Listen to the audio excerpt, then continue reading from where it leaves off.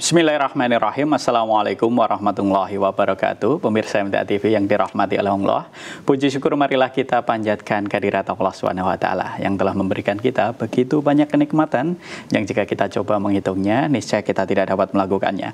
Salawat salam marilah kita haturkan kepada junjungan kita Nabi Muhammad sallallahu alaihi wasallam. Kembali lagi menemani aktivitas Anda dalam program unggulan seputar haji bersama saya Fatih Akil Muslim. Telah hadir di tengah-tengah kita Ustadz dari KBIH UMTA yang akan memandu pelajaran kita seputar haji pada kesempatan sore hari ini. Beliau adalah Ustadz Muhammad Ghazali. Mari kita sapa beliau. Assalamualaikum Ustadz. Waalaikumsalam warahmatullahi wabarakatuh. Kabar sehat untuk sore ini Ustadz ya? Alhamdulillah baik Mas Fatih. Semoga Ustadz selalu diberikan kesehatan oleh Allah. Amin. Pelajaran kita sore ini tentang haji Ustadz. Kita membahas tentang tema apa kali ini Ustadz? Ya, kita masuk ke rukun haji. Ya, ke rukun haji. Baik pemirsa MTA TV yang dirahmati oleh Allah, kami mengundang Anda sekalian untuk bergabung bersama kami melalui line telepon di 02716793.000 atau Anda dapat mengirimkan pertanyaan tertulis Anda melalui line SMS atau WA di 08112553.000. Namun sebelumnya, kita simak paparan awal dari Ustadz Muhammad Ghazali. Silahkan Ustadz. Ya. Bismillahirrahmanirrahim. Assalamualaikum warahmatullahi wabarakatuh. Alhamdulillahi wahdah, sadaqa wa'dah wa nasara abdah, wa a'azza jundahu wa hazamal ahzaba wahdah. Asyhadu an la ilaha illallah wahdahu la syarikalah, wa asyhadu anna Muhammadan abduhu wa rasuluhu la nabiyya ba'dah. Allahumma salli wa sallim wa barik ala Muhammad wa ala alihi wa sahbihi ajma'in. Qala Allah Ta'ala fi kitabihil karim, a'udzu billahi minasyaitonir rajim. Ya ayyuhalladzina amanu taqullaha haqqa tuqatih wa la tamutunna illa wa antum muslimun. Wa qala fi ayatin ukhra wa adzin fin nasi bil haji ya'tuka rijalan wa ala kulli dhamiri ya'tina min kulli fajjin amiq. Wa qala aidan walillahi 'alan nasi hajjul baiti man istata'a ilaihi sabila. Labbaik Allahumma labbaik, labbaik la syarika laka labbaik, innal hamda wan ni'mata laka wal mulk la syarika lak.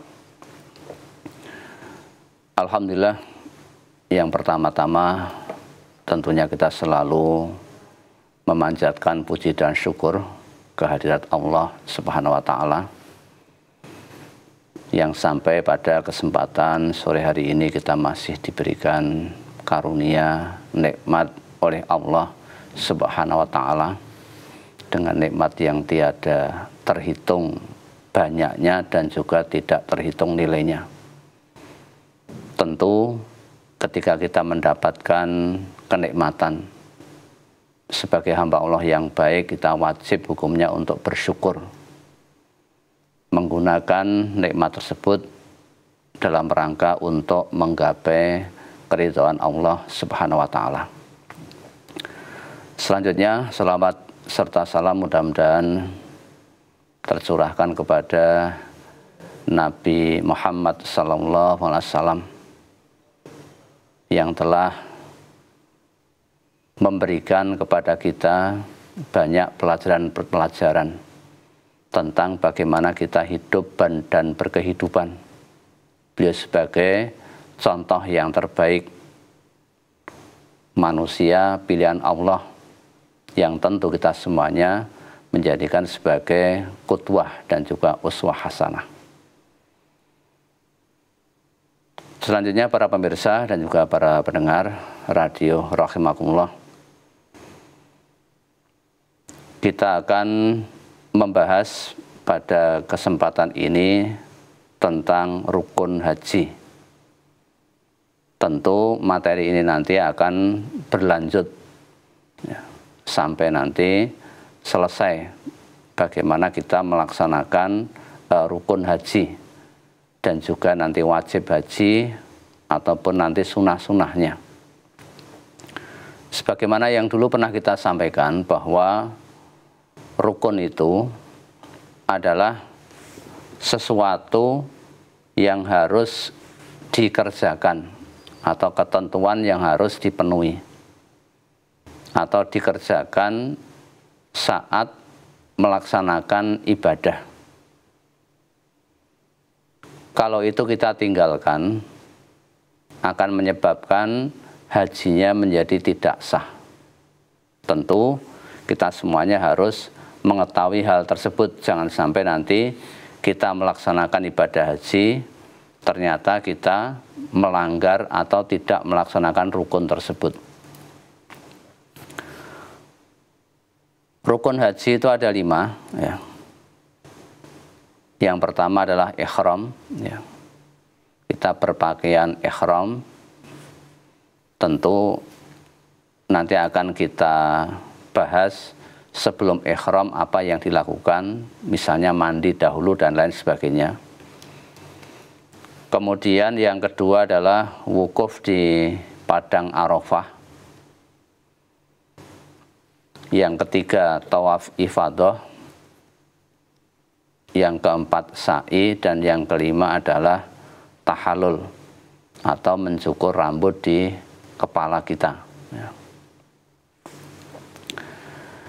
Kemudian yang termasuk berikutnya adalah wajib haji, ya. Di samping rukun nanti ada wajib. Wajib itu ya sama, ketentuan atau perbuatan yang harus dilaksanakan oleh seluruh jamaah haji. Akan tetapi apabila ini tidak dikerjakan karena udzur syar'i, tetap hajinya sah. Tetapi harus membayar kafarah atau membayar dam. Nah, di antaranya wajib haji itu adalah yang satu, memulai ihram dari mikot. Ya. Mikot nanti ada 2, ada mikot makani dan mikot zamani. Makan berarti tempat kapan kita memulai berangkat haji, itu ada titik tolaknya. Sebagaimana kita ada lomba lari, itu kan ada namanya garis start, kemudian ada garis finish, ya. Nanti ada garis startnya dari mana, kapan kita memulai tempat untuk melaksanakan ihram tadi, memulai ihram. Kemudian ada mikot zamani. Zaman berarti artinya waktu, kapan kita boleh memulai niat untuk melaksanakan ibadah haji, waktunya kapan. Itu nanti akan diatur oleh syariat, ya. Kemudian yang kedua adalah melontar atau melempar jumroh atau jamarat. Yang kita lempar nanti ada 3 jumroh. Maka ada yang dengan memakai kalimat melempar jamarat. Jamarat itu kan jamak. Kalau jumroh kan hanya 1. Misalnya kita tanggal 10 hanya melempar jumroh Aqobah, berarti ya benar, hanya 1 jumroh yang kita lempar, ya. Kemudian yang ketiga mabit atau menginap di Muzdalifah.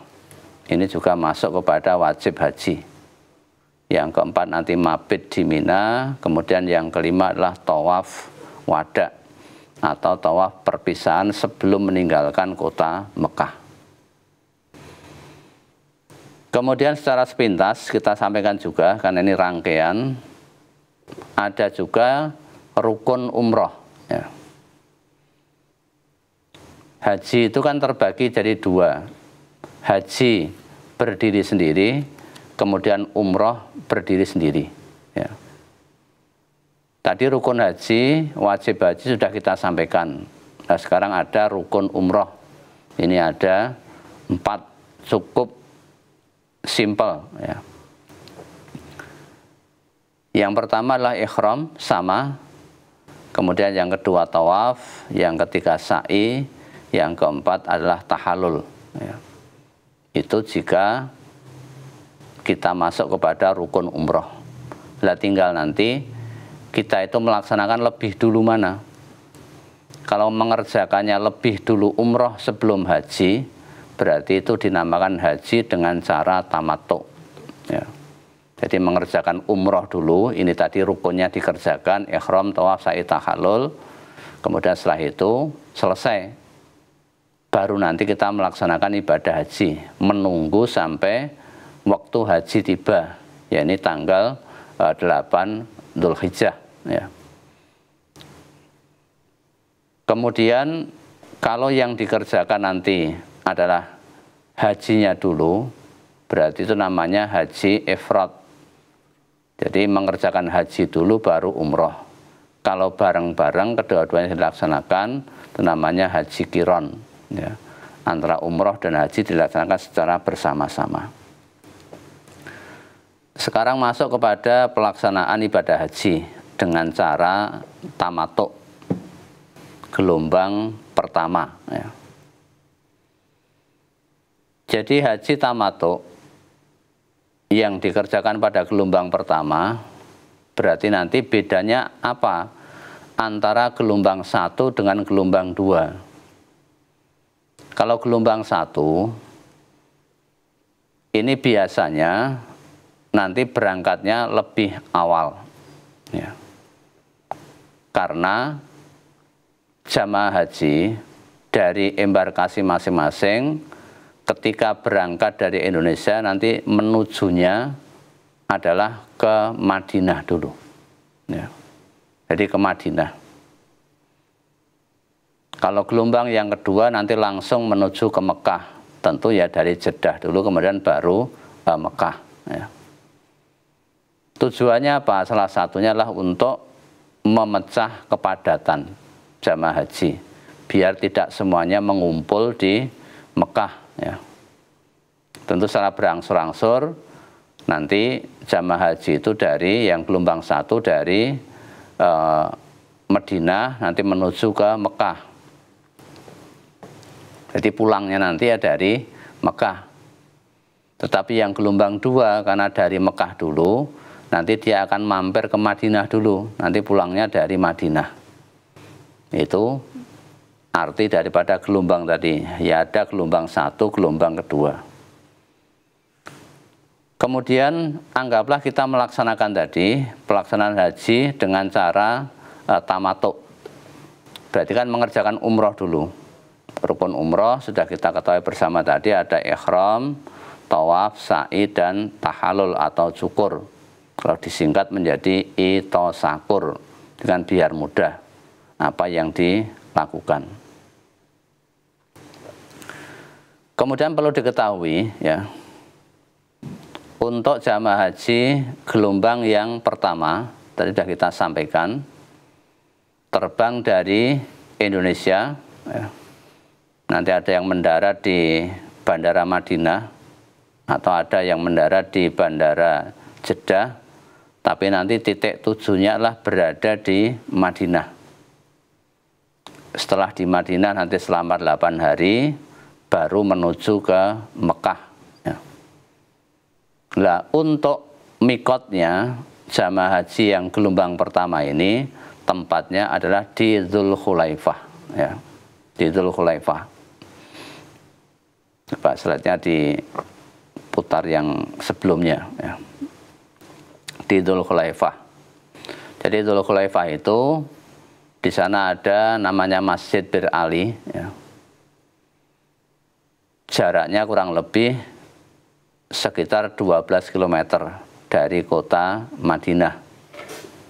Kalau menuju ke Mekah berarti nanti ya kurang lebih sekitar 486 km.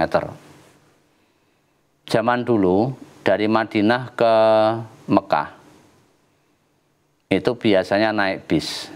Nah sekarang ini sudah ada kereta cepat sehingga lebih memudahkan bagi jamaah haji untuk menuju ke Mekah tadi. Sebab perjalanan panjang itu juga memerlukan fisik yang prima. Ya, apalagi sudah tadi naik pesawat itu sudah lama. Ya. Kemudian nanti berada di Madinah ada ziarah-ziarah, kemudian menuju ke Mekah Maka dipermudah dengan tadi naik kereta cepat seperti yang ada di Indonesia itu, antara Bandung dan Jakarta kan juga ada kereta WUS namanya itu. Ya seperti itu keretanya. Ya. Kemudian gelombang kedua, ya. Kalau gelombang kedua ini jamaah haji nanti mendarat di Bandara King Abdul Aziz, ya. Kemudian menuju ke Mekah. Kemudian nanti mikotnya di mana? Kalau gelombang kedua nanti mikotnya adalah di Yalamlam. Jadi pada saat nanti kita naik pesawat itu akan diberitahu oleh kru pesawatnya bahwa sebentar lagi kita akan melalui Yalamlam. Silahkan persiapan untuk mengambil mikot, ya, batas tempat memulai kita untuk melaksanakan ibadah haji tadi. Kalau gelombang pertama relatif enak karena berada di Madinah, nah ini berada di pesawat nanti untuk ihramnya. Kemudian Nabi sudah membagi-bagi zaman dahulu dari mana mikot itu dilaksanakan. Bagi penduduk Madinah atau orang yang memang mukim di Madinah, ini mikotnya adalah tadi di Dzulkhulaifah. Di sana ada sebuah masjid, ya, Masjid Bir Ali. Ya. Kemudian penduduk Syam, mikotnya di Juhfah. Penduduk Najd di Qarnul Manazil. Kemudian penduduk Yaman dan yang searah tentunya. Searah yang dimaksud adalah searah dengan kiblatnya tadi, ya, yang ada di Mekah. Jadi orang kan menghadap sholatnya itu kan berbeda-beda tiap-tiap negara.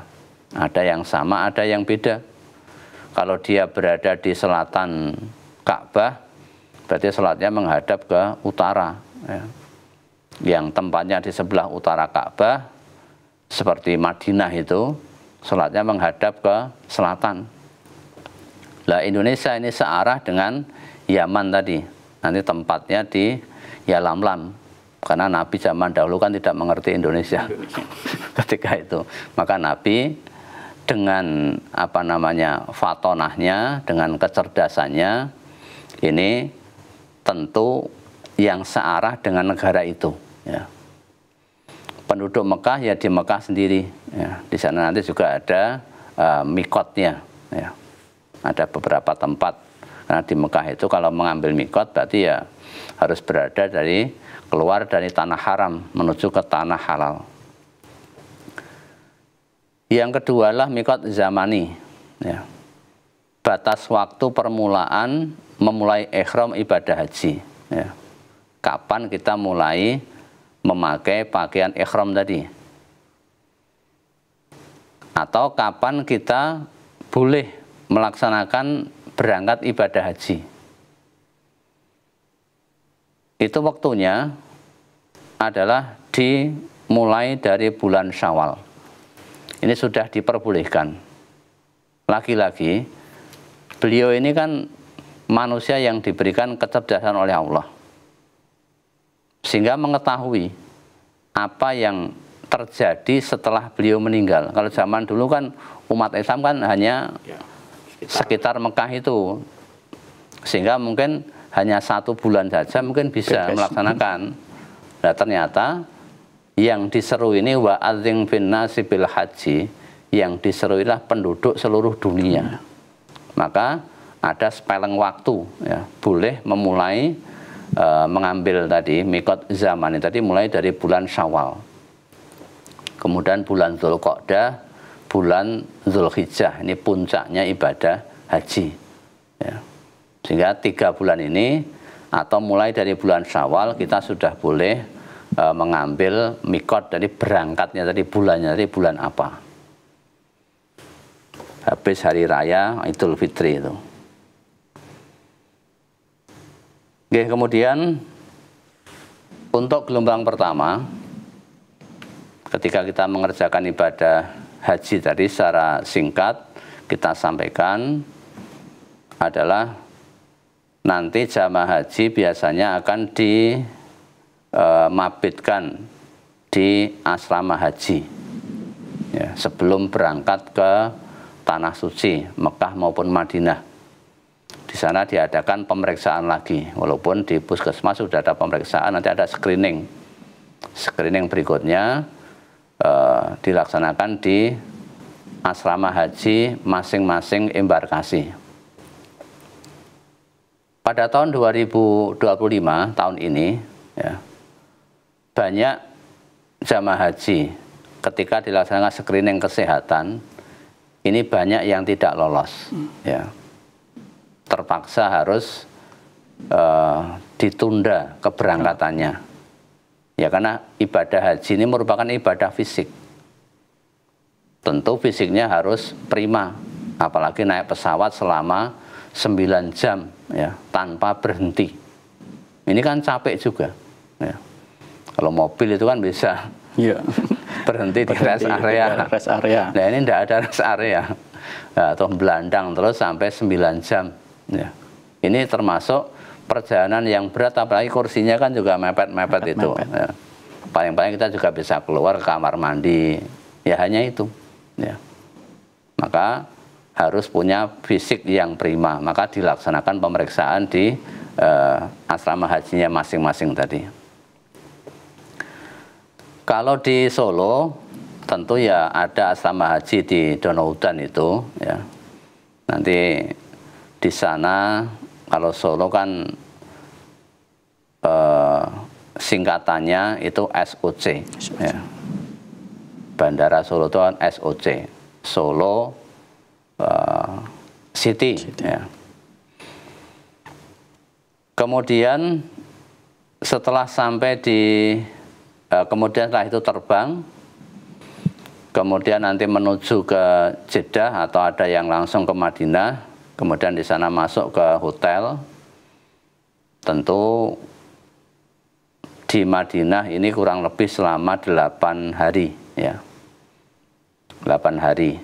Tentu kita akan berusaha untuk memperbanyak pahala, karena kesempatan itu hanya bisa didapatkan ketika kita berada di Madinah, yakni melaksanakan sholat berjamaah di Masjid Nabawi. Ini pahalanya adalah 1000 kali jika dibandingkan dengan sholat di masjid yang lain selain Masjidil Haram dan Masjidil Aqsa. Tentu kita akan bersemangat untuk melaksanakan itu. Dan rata-rata hotel-hotel yang ada di Madinah ini dekat ya, dekat dengan Masjid Nabawi. Berbeda dengan di Mekah, ada yang bisa jauh, ada yang 2 kilo, ada 2,5 kilo juga ada, tapi di Madinah ini dekat-dekat ya. Kemudian nanti di sana juga melaksanakan ziarah-ziarah di tempat yang bersejarah ya. Biasanya kalau di Madinah yang paling favorit adalah nanti ziarah ke Raudhah ya. Di Raudhah itu dulu merupakan rumahnya Nabi ya. Kemudian di sana juga ada mimbarnya Nabi ketika beliau sholat atau beliau berkhutbah. Maka jarak antara rumah Nabi dan mimbar Nabi itu namanya Raudhah. Itu termasuk bagian dari tempat-tempat yang dianjurkan kita untuk berdoa. Ya, sementara itu dulu, belum selesai. Insya Allah nanti akan kita lanjutkan pada pertemuan yang akan datang insya Allah. Ya, terima kasih Ustaz. Baik pemirsa MTA TV yang dirahmati oleh Allah, kami mengundang Anda sekalian untuk bergabung bersama kami melalui line telepon di 02716793000 atau Anda dapat mengirimkan pertanyaan tertulis Anda melalui line SMS atau WA di 08112553000. Namun sebelumnya kita simak informasi yang berikut ini. Bismillahirrahmanirrahim, pemirsa MTA TV yang dirahmati Allah, kita kembali lagi dalam program unggulan seputar haji, masih bersama dengan KPIH UMTA, kali ini bersama dengan Ustadz Muhammad Ghazali. Kami mengundang pemirsa sekalian untuk bergabung bersama kami melalui line telepon di 02716793000 atau Anda dapat melakukan panggilan WA di 08112553000. Kita ke pertanyaan tertulis dulu Ustadz ya. Dari Ibu Tari yang ada di Solo Ustadz. Saya membaca berita, katanya mulai tahun ini untuk haji itu yang mengurusi adalah badan baru, bukan Kemenak. Lantas, jika saya ingin mendaftar haji, di mana kami harus mendaftar, Ustadz? Dan apakah bisa daftar melalui KPIH UMTA, Ustadz? Ya, memang ada beberapa perubahan-perubahan, tetapi itu sebenarnya juga masih hampir sama. Ya. Tujuannya sebetulnya kan perubahan itu bagaimana pelaksanaan ibadah haji itu bisa dilaksanakan lebih baik, ya, lebih terurus, lebih bisa dipertanggungjawabkan. Tentu ketika mendaftar, ya panjenengan yang mau berangkat haji ini, ya mau tidak mau harus menuju ke kantor Kementerian Agama. Tetap masih itu regulasinya di situ. Kemudian diarahkan ke salah satu bank untuk membayar, ya. Tegasnya namanya mungkin uang muka lah. Dikatakan sebagai mungkin untuk mendapatkan kuota, ya. Akan berangkat tahun berapa. Nanti akan diketahui ketika membayar di bank itu. Oh, berarti estimasi keberangkatan bisa jadi tadi 32 tahun lagi, ya. Nah, tentu MTA ini hanya sebagai kelompok bimbingan ibadah manasik haji. Jadi bukan tempat untuk mendaftarkan ibadah haji. Jadi membimbing bagaimana pelaksanaannya ini sesuai dengan contoh yang dilaksanakan oleh Rasulullah Sallallahu Alaihi Wasallam. Ya. Mendaftarnya ya tetap nanti di kantor Kementerian Agama setempat. Ya. Nanti di situ pasti akan diarahkan, oh syaratnya begini, begini, begini, nanti kan akan ada. Sehingga nanti akan dibimbing. Tapi ada kaitannya dengan umroh atau haji tadi yang mungkin yang anaknya beda. Yang ini haji, Ustaz. Oh, yang haji ya, haji. Ya, yang haji. Berarti seperti itu. Jadi KPIH MTA ini memang tidak melayani itu, tapi sekali lagi pelayanan dalam bimbingan ibadah. Jadi bukan di dalam pendaftaran untuk melaksanakan ibadah haji. Ya. Ya. Pertanyaan selanjutnya, Ustadz, dari Pak Jono yang ada di Banjarsari ini. Saya sedikit punya uang, Ustadz, bisa untuk mendaftarkan haji bersama istri saya. Tetapi mengingat usia saya itu sudah 50 tahun lebih, dan tadi disampaikan masa tunggu itu 32 tahun. Ya. Apakah saya harus mendaftar atas nama saya dan istri, atau lebih baik mendaftarkan nama anak saya saja, Ustadz? Mohon tausiahnya. Ya, tentu kita harus mengetahui dulu dalil tentang kewajiban ibadah haji. Ya. Di dalam surat Al-Imran ayat 97 disebutkan fihi ayatum bayyinatum maqamu Ibrahim wa man takhalahu kana amina walillahi 'alan nasi hajjul baiti man istata'a ilaihi sabila wa man kafara fa innallaha ghaniyyun 'anil 'alamin. Ya.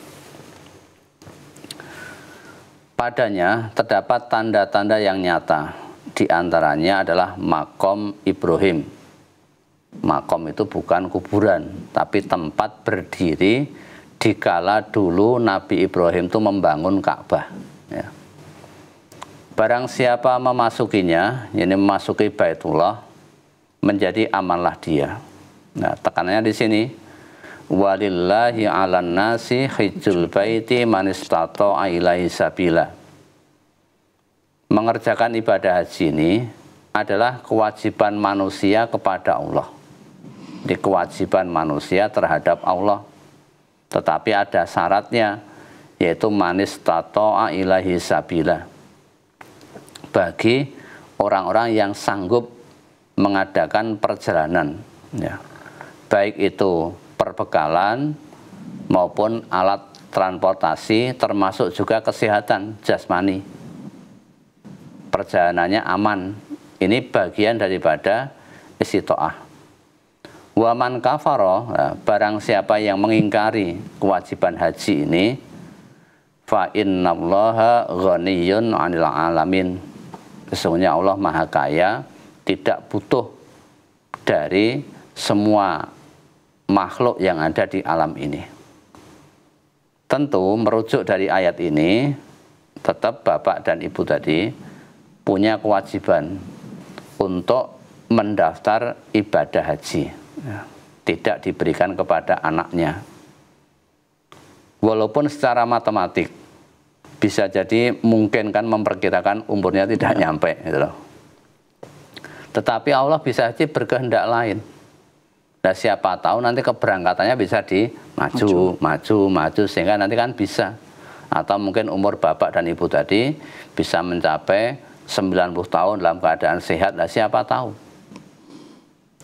Kalau kita punya uang dan memang masih masuk ke dalam golongan istitoah tadi, yes, tentu ini berkewajiban untuk melaksanakan ibadah haji. Ya. Nah, anaknya ya nanti dimotivasi saja. Ketika bekerja, sudah mendapatkan gaji dan lain sebagainya, segera saja untuk mendaftarkan haji. Jangan membuat rumah dulu, membeli kendaraan dulu. Ya. Daftarkan haji dulu 25 juta. Dan nanti setelah berangkat haji ya mudah-mudahan dimudahkan untuk membangun rumah, membeli kendaraan dan lain sebagainya. Ya tetap diutamakan tadi membayar ONH, ongkos naik haji tadi, mendaftarkan dulu. Tidak diwakil atau diberikan kepada anaknya tadi. Insya Allah jika Allah menghendaki bisa berangkat. Ya, kami masih mengundang pemirsa sekalian untuk bergabung bersama kami melalui line telepon di 02716793000 atau Anda dapat melakukan panggilan WA di 08112553000. Kita ke pertanyaan selanjutnya Ustadz dari Pak Sri ini. Bagaimana dengan umroh backpacker Ustadz? Apakah itu legal dan menurut tinjauan syariat seperti apa Ustadz? Karena mengingat biaya yang ditawarkan itu lebih murah daripada umroh biasa. Umroh backpacker itu ada istilah lain namanya umroh sandal jepit. Sandal jepit kan menunjukkan sesuatu yang hemat. Nah, jadi paket hemat. Ini istilah populer untuk melaksanakan ibadah umroh dengan konsep perjalanannya mandiri dan hemat biaya tanpa mengikuti paket resmi dari travel umroh, dari biro-biro itu. Dia berangkat sendiri. Secara sederhana, ada beberapa perbedaan. Yang pertama, umroh reguler. Reguler itu ya yang dilaksanakan atau yang diatur oleh biro travel. Ya, kita mungkin mendaftarkan umroh di KPIH MTA. Nanti kan di sana kan sudah dilayani. Ya, kita tinggal berangkat atau di biro-biro yang lain. Tentu tentang masalah visa, kemudian tiket, hotel, transportasi, mutawif atau pembimbing, ini sudah dihandle oleh biro tersebut. Ini yang umroh yang reguler. Berbeda dengan backpacker tadi, ini semuanya tadi jamaah haji mengurus sendiri seluruh kebutuhan perjalanan, mulai dari tiket pesawat. Kadang-kadang ada yang mencari promo biar murah tadi, ya. Tapi ya bisa dapat, bisa tidak. Kemudian termasuk penginapannya, hotelnya nanti di mana, itu cari sendiri, ya. Kemudian transportasi lokalnya, bisa jadi kan naik bis dan lain sebagainya. Kemudian semuanya tanpa bergantung pada travel yang resmi, ya. Kemudian ciri-cirinya tadi sudah kita sampaikan, ya.